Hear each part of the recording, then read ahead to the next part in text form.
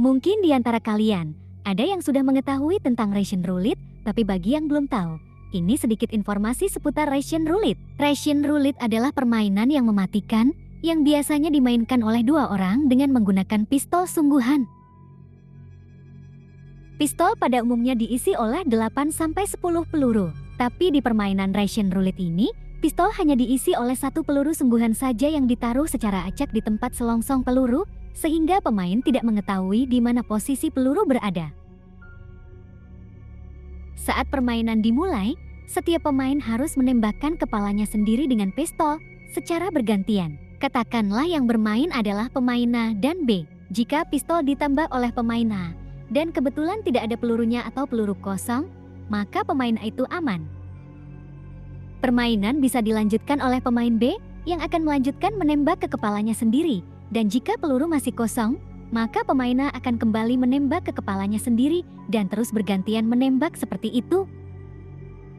Permainan hanya akan berakhir jika ada salah satu pemain yang tertembak oleh satu-satunya peluru sungguhan. Pemain itu akan dinyatakan kalah dan juga akan mati tertembak. Biasanya kepalanya pecah dan otaknya keluar karena terkena tembakan dari jarak dekat. Sementara lawannya akan dinyatakan menang.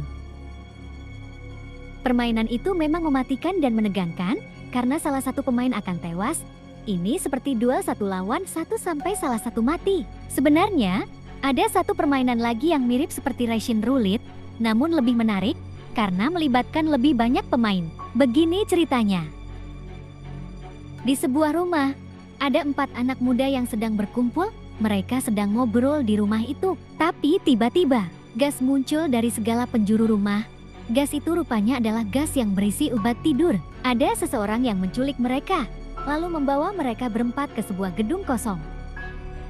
Di gedung kosong itu, ada semacam piringan besar yang di sekelilingnya ada 12 tempat duduk, sama seperti angka-angka pada jam dinding. Tempat duduk ini bisa diisi oleh orang dewasa, tempat duduknya saling berhadapan, posisi tempat duduk itu berada di pinggir dan mengelilingi piringan besar itu. Piringan besar itu bisa diputar dengan kencang dan lama-kelamaan putarannya akan melemah dan akhirnya berhenti. Sementara itu, di sebelah piringan besar, ada semacam jarum panah raksasa. Jarum itu menunjuk ke arah piringan besar. Mungkin kalian pernah melihat kaca spin the wheel? Nah, kira-kira seperti itu, hanya saja ini berbentuk lebih besar, dan jarum panah raksasa itu sebagai penunjuk untuk tempat duduk mana yang akan dipilih oleh jarumnya. Ada 12 tempat duduk, artinya 12 orang bisa naik dan duduk di atas piringan besar itu. Dan piringan itu bisa diputar sehingga orang yang naik di atas piringan besar itu bisa merasakan sensasi berputar-putar seperti naik komedi putar. Kelihatannya menyenangkan bukan? Bukan, tidak seperti itu konsepnya. Konsepnya adalah sama seperti Russian Roulette, dari 12 kursi, 4 orang anak muda yang tadi diculik. Mereka disuruh memilih 4 kursi dari 12 kursi, masing-masing orang mendapat 1 kursi, dan mereka bisa memilihnya secara acak. Kemudian, Game Master mengikat mereka berempat dengan kencang di tempat duduknya, agar mereka tidak bisa kabur kemana-mana. Game Master adalah sebutan untuk pemilik permainan ini. Game Master adalah orang yang menjalankan permainan ini. Game Master kemudian memutar piringan besar itu dengan kencang.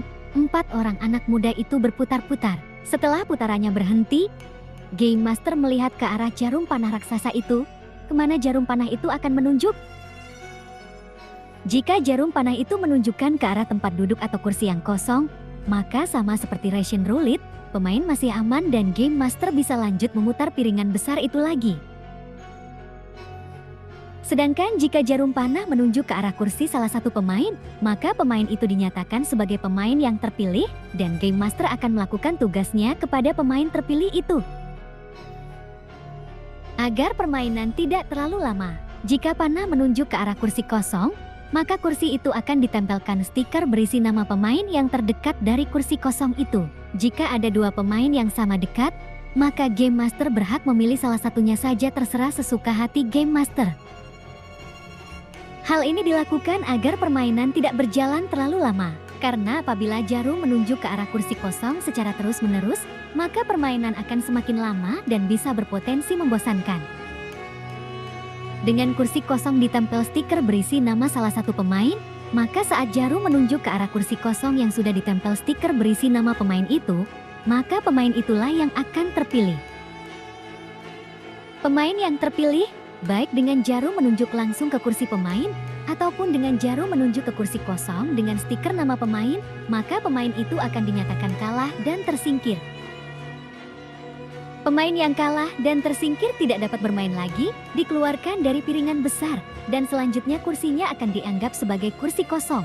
Stiker di kursi kosong, yang terdapat nama pemain yang tersingkir, juga akan dicabut, karena pemain itu sudah tidak bisa bermain lagi. Sementara itu, putaran pada piringan besar akan terus dilakukan, sampai hanya ada satu pemain saja yang tersisa di atas piringan besar, dan pemain itu akan dinyatakan sebagai pemenang dari permainan ini, dan bisa pulang ke rumahnya. Lalu bagaimana dengan nasib pemain yang kalah dan tersingkir? Ya, Game Master akan melakukan tugasnya ke pemain itu. Kepala pemain itu akan ditembak dari jarak dekat oleh Game Master menggunakan pistol, sama seperti Russian Roulette.